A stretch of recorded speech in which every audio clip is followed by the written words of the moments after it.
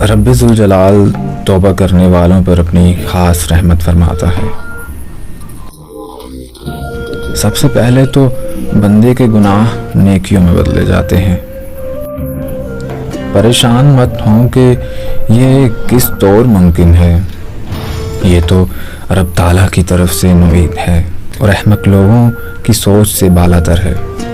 خدا کی رحمت کا کوئی کنارہ نہیں،